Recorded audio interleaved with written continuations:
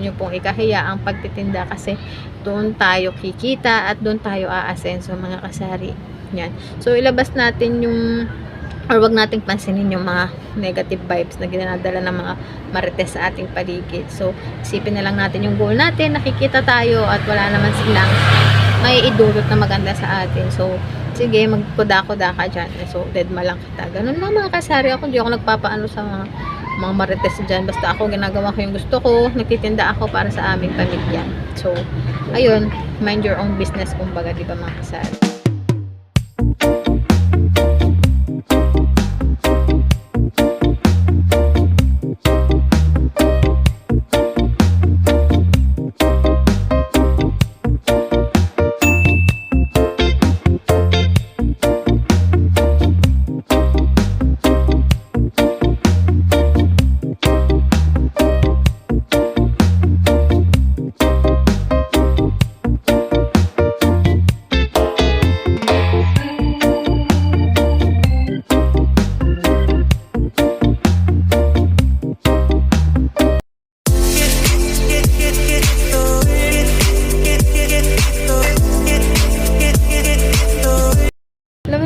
Kasari, welcome back again sa aking vlog. So my name is Joy Bilardo, isang kasari here in Batangas. So magandang araw sa atin lahat mga kasari.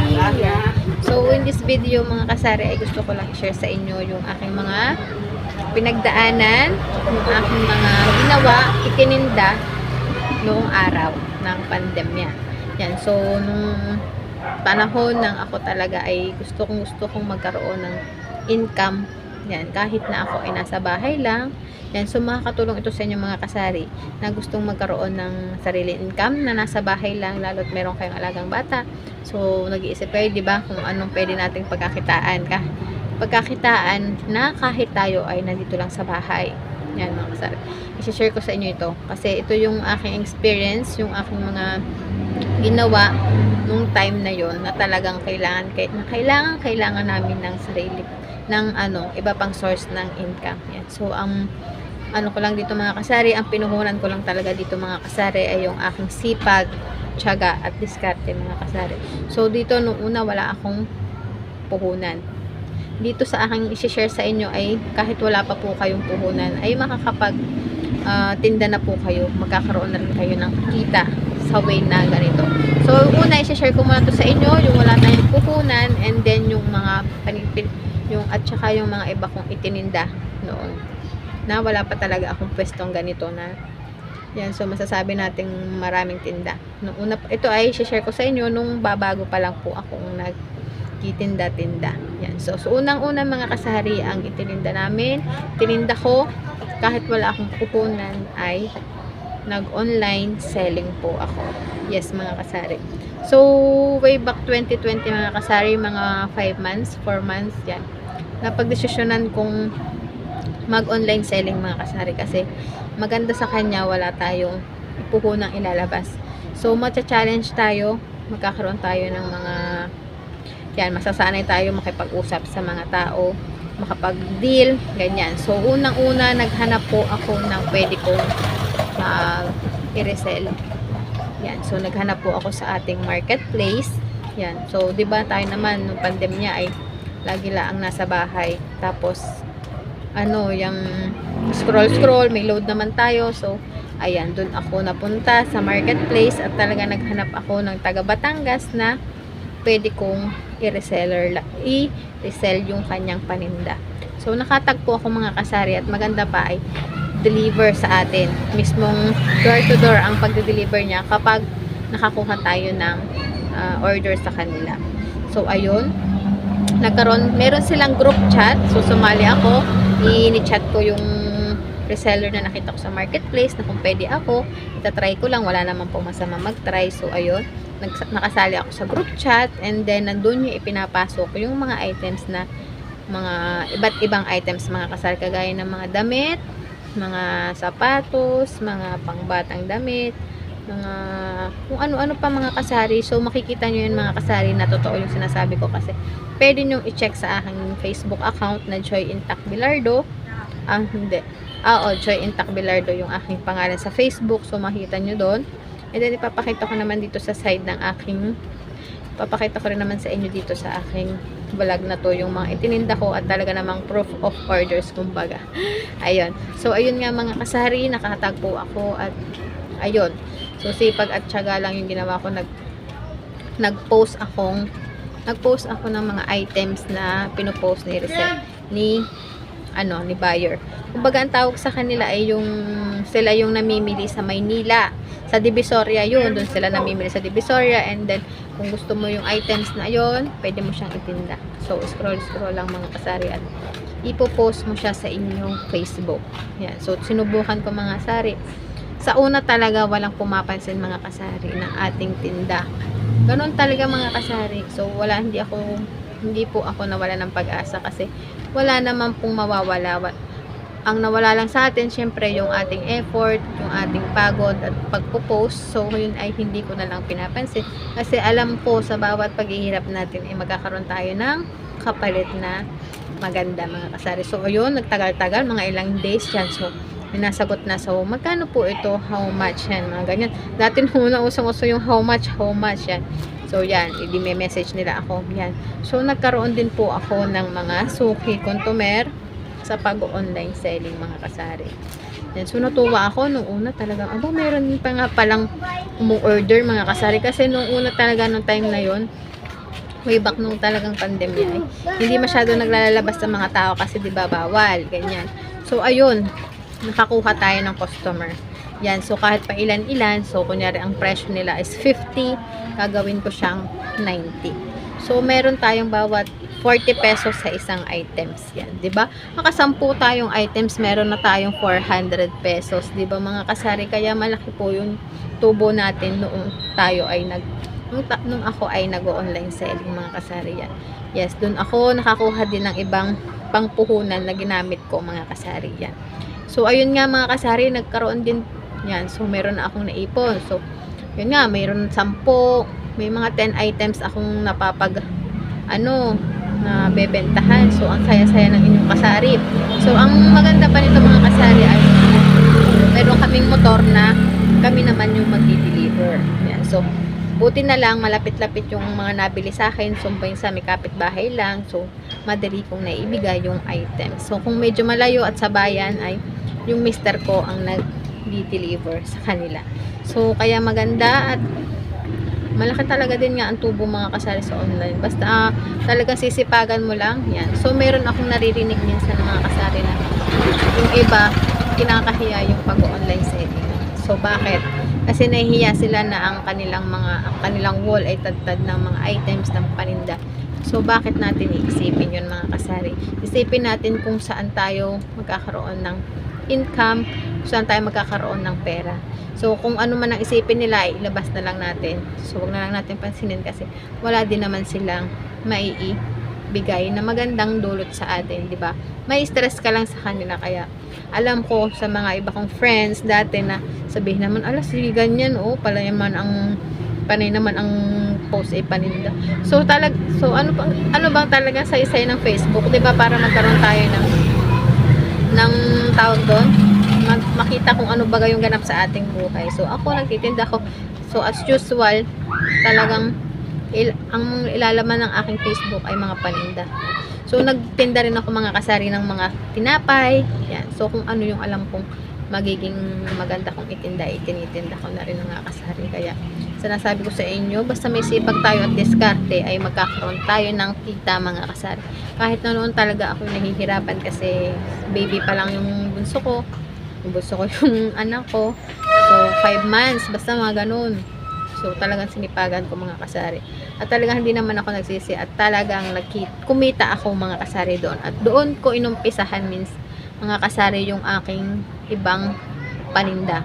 So, nung una, wala pa akong ganitong pwesto. Ang itininda ko naman mga kasari ay kung may rep kayo. So, tapos na tayo sa pag-online selling mga kasari. Isang tips ko na sa inyo yung kung gusto nyo wala pa kayong masyadong puhunan, wala kayong puhunan, sipag lang at tiyaga. So, yung sunod namang ginawa ko mga kasari ay nag-yellow po ako. Nagtinda po ako ng yellow yan. So, may rep naman po tayo. Kung may rep kayo, magtinda rin po kayo ng yellow sa inyong bahay. So, wait lang mga kasari, bibili lang ako. Tayo mga kasari. So, So, yung sunod po ay nag-yelo po ako. Nagtinda ako ng yelo, mga kasari. So, meron naman tayong rep. Bakit hindi tayo magtinda ng yelo? So, ewan ko ba sa sarili ko, mga kasari. Basta parang ang isip ko talaga ay business-minded. Yan. So, nahihinayang ako. Minsan, walang laman yung rep na freezer sa mismong ano. Sabi ko sa asawa ko, magtinda kaya tayo ng yelo. So, yun. Pinagawa ko yung asawa ko ng yelo at nagpaskil ako na yelo for sale sa labas ng aming bahay. Ay hindi ako nagkamali at talaga namang nabenta ang ating yelo, mga kasari. So ang yelo, mga kasari, di ba alam natin na pang araw-araw din kailangan ng mga ating kapitbahay. Yan. So naubusan sila ng malamig or meron silang bisita at ilalagay nila sa mga soft drinks, sa mga juices. Ayan, meron tayong yelo. So kahit paunti-unti, kahit sa isang araw ay nakakaapat tayong yelo. So, may 20 pesos tayo, di ba, mga kasari? Kung i-times mo sa isang buwan, o di ba, malaki na rin yun, mga kasari. Kaya, kung may rep kayo, at kung gusto nyo kung nag-isip kayo ng may income kayo, kahit paunti-unti, ay magtinda na rin kayo ng yelo, mga kasari. Yan. So, wag natin ismulin, mga kasari, yung ating kita na 2 pesos, 3 pesos, 5 pesos. Kasi pag napagsama-sama natin yan, mga kasari, ay malaki na din po ang kakalabasan niyan. Magkakaroon tayo ng paunti-unting pangpuhunan sa iba pa nating items. So, ayan, napansin ko, mga bata naman so yun, second tips ay yelo. So, ayun nga, napansin ko, ang bumibili sa akin ay mga bata. So, sila yung inuutusan na bumili ng yelo. So, nakapag-isip na naman ako, mga kasari, ng isa pang idea na pwede kong itinda na gamit ang aking freezer. So, ayan na yung Jolly. Yan. So, napakabenta ng Jolly, mga kasari. Hindi ako nagkamali at talaga namang pinatok din yung ating Jolly ng mga bata. Yan. So, dahil sa aking mga tinda-tinda na paunti-unti ay nakikilala yung ating bahay. Sabi, so, si ganun, nagtitinda yan ng ganyan. Nagtitinda yan ng yelo. Doon ka na bumili. Tapos sabi naman tapos nakita ng bata, nagpaskil din ako, mga kasari. Basta pag nagtitinda kayo, tapos bagong-bago pa lang kayong nagtitinda, magpaskil po kayo. Yan. So, gandahan nyo naman yung paskil nyo. Wag naman yung sa karton lang. Yung pwede namang white paper, kahit intermediate, or yung typewriting, tapos saka nyo ikapit sa karton para maganda naman tingnan sa labas. Ano, mga kasari, para kaya-aya namang bilhan tayo kahit na yung papel lang natin ay makita nilang maganda. Yan. So, nagtinda ng Jolly ang inyong kasari. Aba naman, nakakarami din ako, mga kasari, siguro kasi yung isang box ng Jolly, mga kasari, 6 na pieces by 10. So parang nakakatatlo ako nun, mga kasari, lalo na nung tagal. Yan, lumakas na, nakakatuwa, mga kasari. So idagdag nyo yan sa listahan nyo, magtinda rin kayo ng Jolly sa inyong bahay. Yan. So susunod naman, mga kasari, ay dinagdagan ko siya ng ice pop. Yan. So alam nyo naman, Jolly ice pop, yan yung tig pa 5 pesos. Yung Jolly, tig 2 lang yun. So, nakita ko, namili ako sa City Mart. Nakita ko may ice pop, dinagdagan ko din ng ice pop, mga kasari. So, Jolly ice pop, yan, magtinda kayo, mga kasari. Yan. So, next namang itininda ko, mga kasari, gamit pa rin ang ating freezer. Rep natin ay ang frozen foods. Yan, nandyan na tayo, mga kasari. Kung meron naman kayong pampuhunan, so kahit 500 pesos, mga kasari, ay pwedeng-pwede na yan. So, utay-utay tayo, mga kasari, at sinasabi ko sa inyong tiyak na magkakaroon kayo ng pautay-utay at magkakaroon kayo ng gusto nyo maging sari-sari store. Yan. So, umpisahan natin, balik tayo, mga kasari, sa frozen foods. Yan. So, ayun nga, naisipan ko na magtinda kaya din kami ng frozen foods. Total, nagtitinda naman kami ng yelo. So, may bumibili naman dito sa tindahan. Why not hindi tayo magtinda ng frozen foods? Kasi meron naman tayong maliit na pampuhunan yan. So, ano-ano ba yung unang-unang hinahanap ng tao? Ikaw, kung ikaw ang tatanungin, anong yung unang-unang binibili sa frozen foods? Syempre, andyan yung mga hot dogs. Yan. So, sa hot dogs, mga kasari, ang gusto ko lang na hot dog ay tender juicy. Yan. So, bumili ako ng isang balot na tender juicy na classic, yung maliliit lang, mga kasari. Tapos, yung jumbo na hotdog, tender juicy. Yan. And then, ang sunod na mga hinahanap din kahit ako, ang gusto ko rin ay tocino. Yan. Ang una kong binili, kasari, hotdogs, tocino, tapos yung longganisa. Yan. And then, nung mga nagtagal tagal-tagal may hinahanap na si Tomer. Sabi, meron ka bang ulam burger dyan? Naku, wala, naubusan po. So, ganun yung sinasagot ko, naubusan. Pero wala naman talaga akong tinda. So, sa susunod, yun ay bibilhin ko mga kasari. Kahit pa dalawa-dalawang items, yun ang technique mga kasari kapag kayo ay small, kaunti pa lang ang puhunan. Ang ginagawa natin ay paunti-unti lang, mga dalawang piraso lang bawat items. Yan, ganyan ang technique natin na maliliit ang puhunan. Basta iba-iba pero para may maibigay tayo. Yan. So, ulam burger, bumili ako ng ulam burger para hindi na, so sa sunod na bumili sa Tomer, abay, meron na tayong naibigay. O, diba? Ang galing. Tapos, susunod, basta kung ano man yung hanapin ni customer, bumili kayo. Huwag nyo na lang sabihin wala. Sabihin nyo lang po ay naubusan kayo. Yan. So, frozen foods, tinda rin kayo. Magpaskil din kayo, frozen foods sa inyong labas ng tindahan. At tiyak na may bibili at bibili niyan sa inyong mga kasari. Promise. Ganyan yung ginawa ko dati. And then, ayun na nga mga kasari. Naisip ko, nakatuwa mga kasari, di ba, na pipinatahan na tayo. So, ang sunod kong itininda mga kasari ay nagtinda rin po kami ng pang merienda. Yan. So, ano ba yung mga pang merienda natin? So, lalabas ng school. Dito kasi, yan po kasing pagtitinda ay depende sa inyong location. Inyong obserbahan kung ano ba yung magandang itinda sa inyong labas ng bahay o sa terrace man lang. Yan. So, ako, kung nagtayo lang po kami ng isang table, maliit na table, nagtinda po kami ng pang merienda. Gaya ng French fries. Number 1 na favorite ng mga bata ay French fries. Kahit ako, paborito ko rin yung French fries. Nagtinda po kami ng tigda 10 pesos na French fries, 20 pesos. And then, sinamahan po namin ng kikiam, fishball, at cheese sticks. Yan. So, ayun, mga kasari, pumatok naman po ang aming tindahan. Yan. So, aba, okay sabi ko sa asawa ko, aba, nakakabenta din naman pala tayo. Yan. So, sumunod, dinagdagan ko siya ng hotdog. Yan. Yung pritong hotdog lang mga kasari para madali natin siyang ibenta. So, yun nga. So, bali yung tinda po namin ng mga pang merienda ay kapag nung time na wala pang trabaho yung aking mister. Yan. So, nung nagkaroon na ng trabaho ang aking mister, dahil ako lang naman ang tao sa amin, kami ng asawa lang, ay napatigil na ako sa pagtitinda na frozen food. Pang merienda. Kasi hindi ko kaya magluto ng ako lang kasi may baby ako. Kung asawa ko ay walang trabaho, yan. So, nakakapagluto ako. Ako ay nakakapagtinda. So, kapag walang pasok yung asawa ko, ay naiisingit ko rin po ang pagtitinda kasi sayang din po ang tubo. Yan. So, sa siomay mga kasari, malaki din ang tubo. Nagtinda rin po kami ng siomay nga pala mga kasari, kasama siya sa aking pang merienda. So, abali, ang binibili ko po yung dimsum. So, pinapatakan lang po niya is parang 2 pesos kada isang piraso. So, ibebenta natin ng 5 pesos. May 3 pesos agad tayo sa isang siomay. So, ang laki talaga ng tubo mga kasari. I-try nyo ha, kung wala pang nagtitinda sa inyo malapit, magtinda rin po kayo ng pang merienda. Yan, kasari.